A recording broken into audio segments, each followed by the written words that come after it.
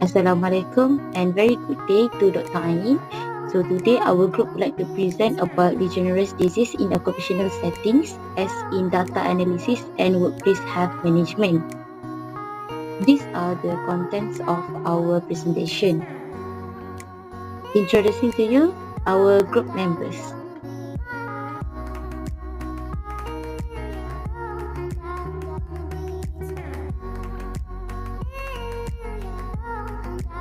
Legionnaire disease is a serious type of lung inflammation caused by a bacteria called Legionella.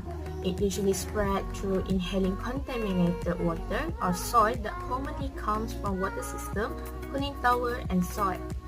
Theoretically, older adults, smokers, and people with weak immune system are more likely to get sick. Legionnaire disease are seen as a serious disease as it can be fatal if left untreated, and it also recognized as a severe issue in occupational settings such as in industrial sector of healthcare and utilities. A cross-sectional study paper from Italy was used to analyze data regarding Legionnaire disease. Based on the study, the Legionnaire disease shows rising in number of cases from 2004 to 2022.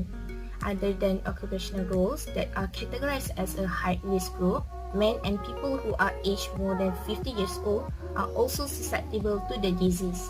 The chart attached shows the clinical risk factors identified from the studies. From here, immune deficiency are said to be the most reported risk factor, and chronic illness may increase the susceptibility to the disease. An unhealthy lifestyle are also notable as the risk factor with a percentage of more than 50%. Surely, a proper plan of effective prevention and control strategy for Legionnaire disease in a workplace is important to address the risk factor and the high risk group. So let's moving on to the next part.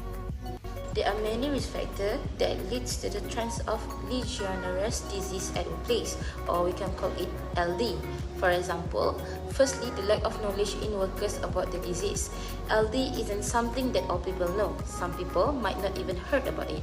Hence, not many give attention on how to overcome and prevent this disease. Other than that, the condition of water at a workplace that's surrounded by it rarely checked. This will make the disease spread first before we notice its outbreak. Next, late detection of spreading LD in the workplace is one of the factors of this disease pattern in workplace. By the time this disease spread vigorously, then it is too late to control it. The long exposure of LD to workers increase the risk to workers to get the disease. The example of workers at risk is the workers that work around cleaning the pipe and the workers that work around water and dam surrounding.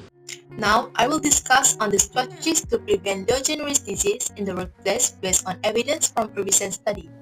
Legionnaires' disease is caused by Legionella bacteria, often found in water system. Prevention begins with regular maintenance, which is by cleaning and disinfecting cooling towers, water tanks, and pipes to eliminate bacteria. Next is by controlling the temperature. Hot water should remain above 16 degrees Celsius and cold water below 20 degrees Celsius to inhibit bacterial growth. Routine testing is also essential.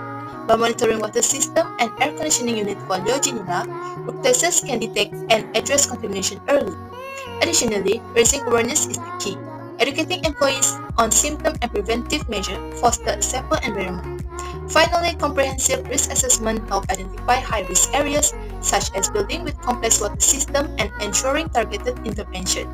By implementing this measure, we can significantly reduce risk and protect workers' health.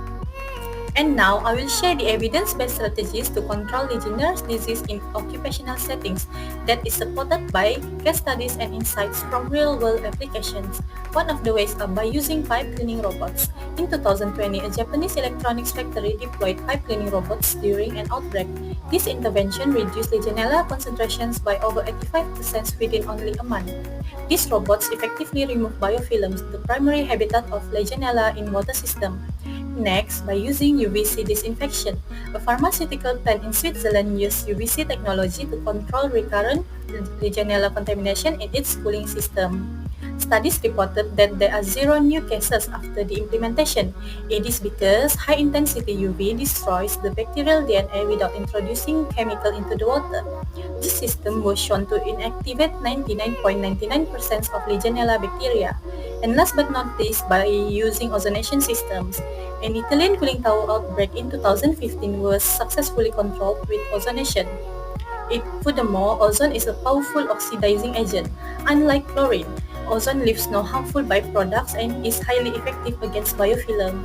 So, these methods are not theoretical. They have been tested and proven in real occupational settings like hospital and many other cooling tower operations.